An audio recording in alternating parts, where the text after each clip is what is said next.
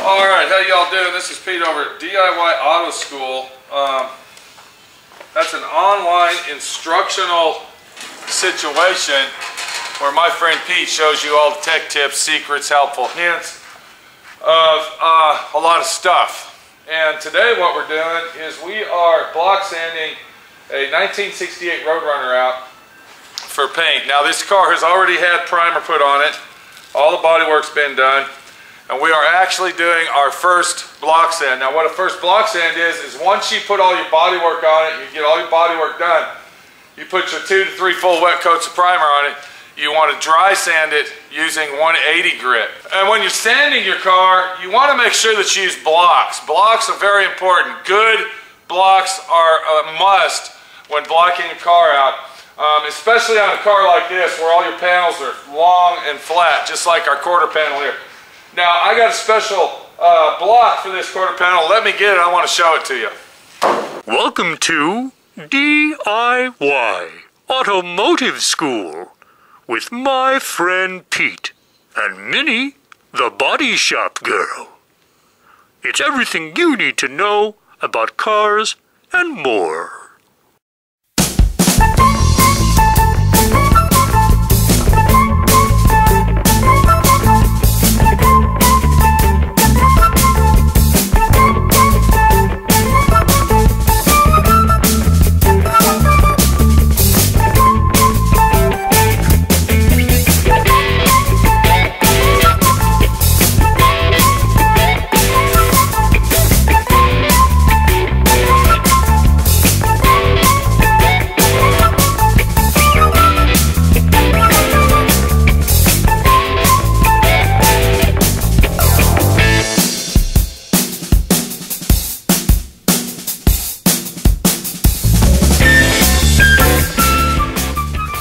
That's the block I'm talking about right there.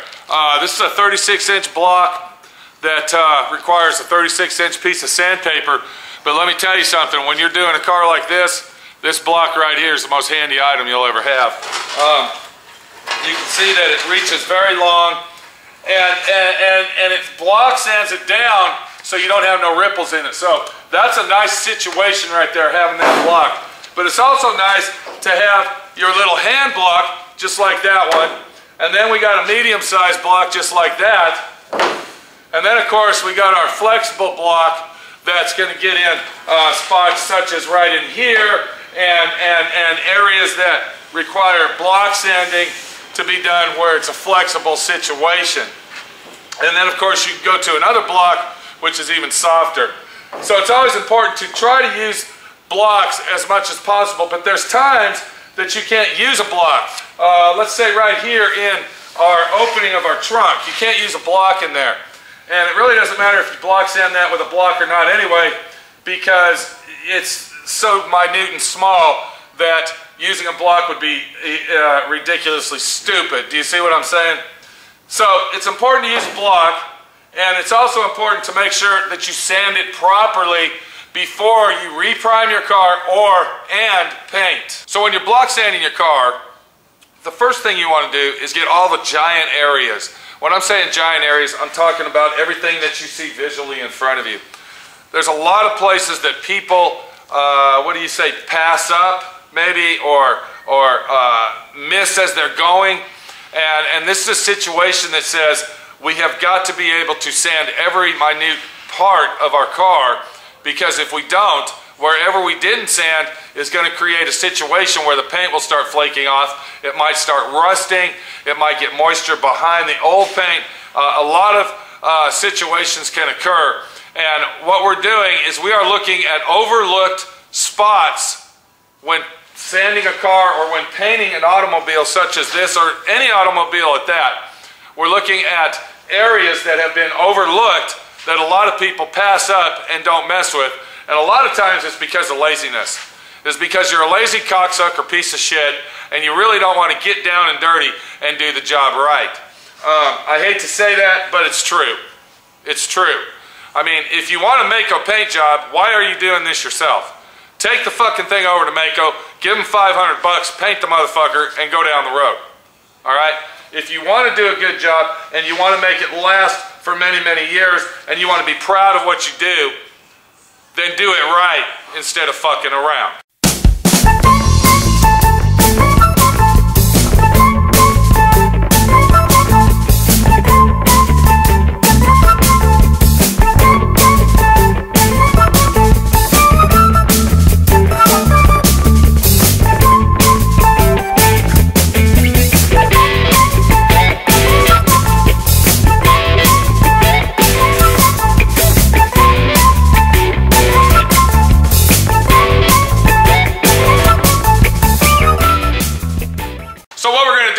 Over some common areas that are overlooked, and when I say overlooked, people don't sand there because they think, well, it's not going to be seen, or well, it's covered up by this, or well, this is going to be this way, so why sand that? It's very important to always sand everything when you're painting a car, and to get every minute section possible. And one of the places that a lot of people overlook are your window openings right here. When you're painting an overall paint job like this, it's much better to remove the glass if possible. Because what happens if you leave the glass and the chrome in there and you tape it off, it's going to start flaking off the edges and you're not going to be able to get sanded in there enough, and we don't know what's behind that glass. So that's one spot that's overlooked a lot when painting a car like this. And even though that the glass is out and the guy doing the car is still saying, well, you know, there's glass going in there and I cleaned it off really good, and it's got that primer on there, I really don't need to sand it. Yes, you do need to sand it because the paint travels in there. And if the paint starts peeling here, it's going to work its way around and peel here. And if the paint peels up underneath your glass, then what's going to happen? Then you're going to create a spot where there's bare metal and water is going to run down that chrome, get behind that glass right here and start settling in this area and create rust that's going to fuck you in your ass, and it's not going to feel good.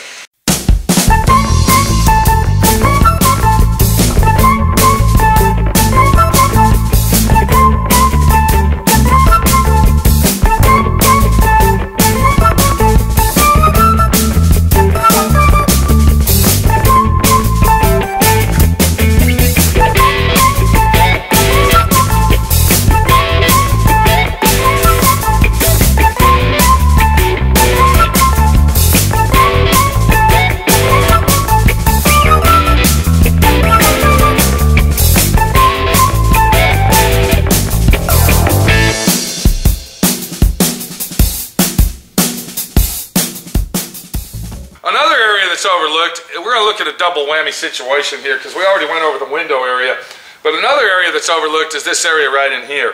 Now I can see if you're going to leave the fenders on the car, okay? If you're going to leave the fenders on the car, then yes, you're going to get the best you can in here and let the paint just ride down in there. But if you're going to go to the extreme of taking your fenders off of the vehicle and painting it in pieces like we're doing on this one and making it a semi-concourse restoration, you might say, it's very important to make sure that all of this primer and this whole area is sanded. And it goes for down here as well. This is a bad area that people think, well, you know, I don't need to sand that. I really don't need to pay attention to that because the door covers it. This is covered by the fender. You'll never see it in your whole life. Yes, it's very important that you do this because it comes to that factor again that once it starts peeling off and once it starts fading away and chiseling itself, it's going to work its way up. And that's another thing that causes paint fade and paint peeling. There's a lot of cars you see on the road where the paint's peeling off. It usually is started and created in an area right here where it wasn't sanded properly by just going like this. You see how I'm doing that? I'm just sanding it nice and easy. And it's sanded. It's a done deal and it's sanded. We're going to go ahead and sand this area. You see what I'm saying? Look how quick and easy this is to just get her done, to sand it down so the paint will have a solid surface to stick on. Alright? Even though we're going to be repriming this, that's even more important to make sure that all this is sanded because we want the primer to stick. We want the primer to stay in place. And to do that, it has to be sanded and prepped properly. So this is an area where people would say, I'm really not going to do that. There's no sense in doing that because if I do that, I'm just wasting my time. you're not wasting your time if you want to learn how to do it right.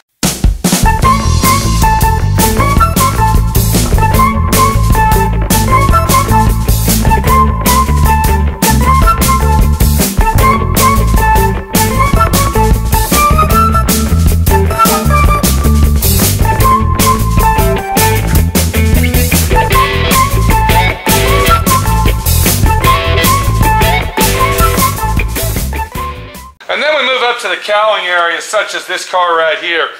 This is a welded on cowl. You can't take it off. And if you do come across a car, or if you're working on a car that has a removable cowling, the best thing to do with that cowling is go get it soda blasted. That way it cleans all of these edges out. And when I say edges, I'm talking about in here.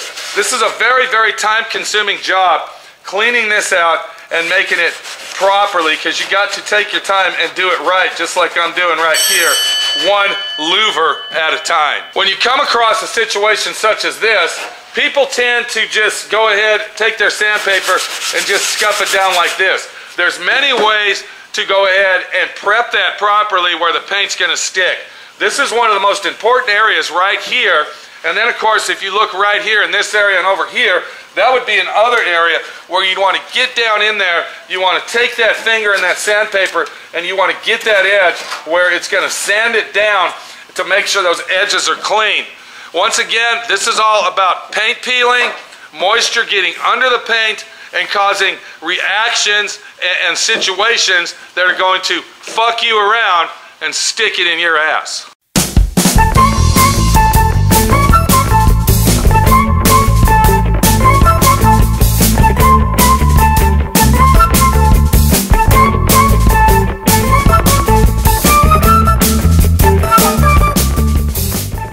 Now, a common way to go ahead and cure our problem with our vents right here, our fresh air intake vents on our cowling, is to go ahead and use a Scotch-Brite. Now, once again, this is our first primer job. All right, so we're blocking this out down to 180 grit dry right here. And what I'd want to do to really get that nice and saturated in there and clean it up is I'm going to take a small piece of red Scotch-Brite and then let the Scotch-Brite do the work for me. Now, why I'm doing this with a Scotch-Brite instead of a piece of sandpaper is because of several reasons, and I'm going to show you. Okay, there's one reason right there. You can see how the Scotch-Brite will fit its way down into the groove and do the work for me. And another reason is because when you use a piece of sandpaper like this right here, and then you start doing this, when you start doing it like this, and then your sandpaper might hit the back of this right here, or if you're doing it this way here and it hits there, you're going to leave a groove in every one of these little slots where it's round, and when you go to paint it, there'll be a little line right there on every single one. So it's a time-consuming job, and it takes a lot of time to do this right, but if you want it done right, don't overlook this area, definitely for sure.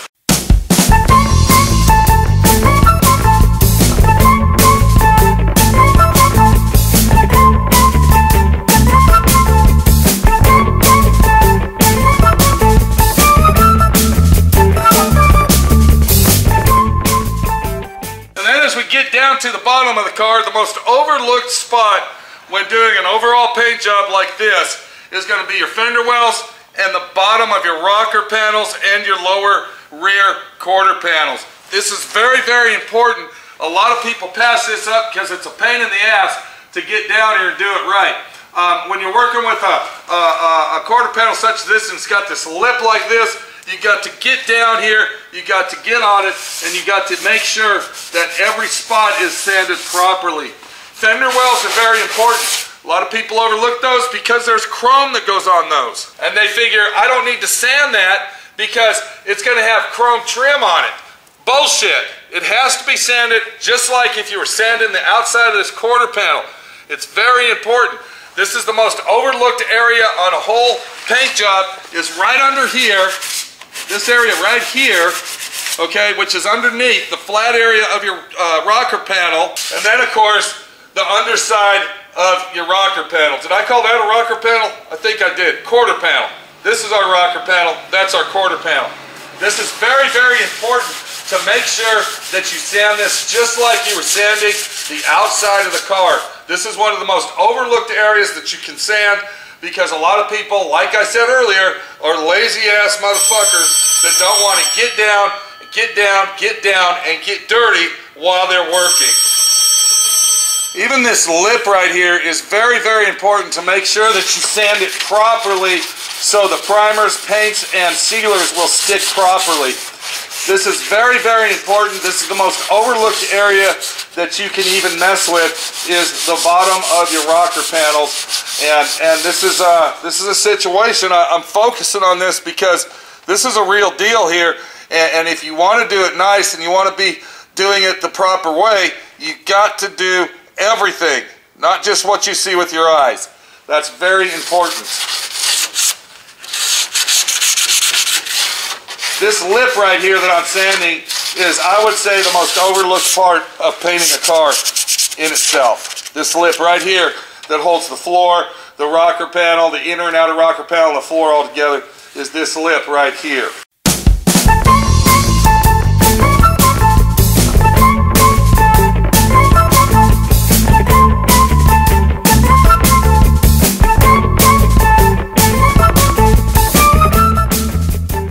And then as we travel along the door jambs, you're going to see common places that once we got into this video, you're going to actually realize, wow, I better sand that right there. There's chrome that goes right here, but you still have to sand that to get the paint properly installed and have it neuter its way to a secure situation that says it's not going to flake off, it's not going to peel, and it's not going to create moisture and cause rust.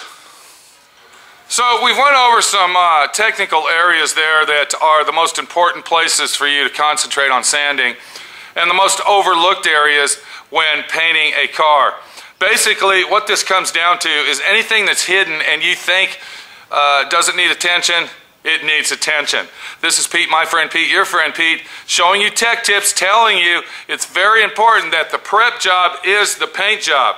Plain and simple. Don't skimp on that prep job and just half-ass sand it when you've already spent thousands and thousands of dollars and thousands of hours doing the job right, and then all of a sudden you forget to sand something.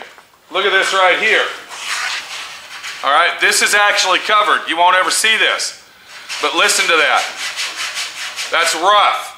The paint won't stick to that properly. We'll have to sand this all down, make it a nice finish. Do you see what I'm saying here? What? Okay, for the paint to stick properly. This is a hidden area, but it's still going to be painted, and paint will flake out. Just because it's hidden and just because you can't see it doesn't mean you don't sand it. We'll see you later, my friend Pete, your friend Pete. I got a 68 Roadrunner here, finishing up on the door jamb. I got to get these little box sections right here. I got to sand the back of this. Here's another section. This is covered by a bumper. The bumper covers this, but it's still part of the car that gets painted. I gotta go. We'll see you later.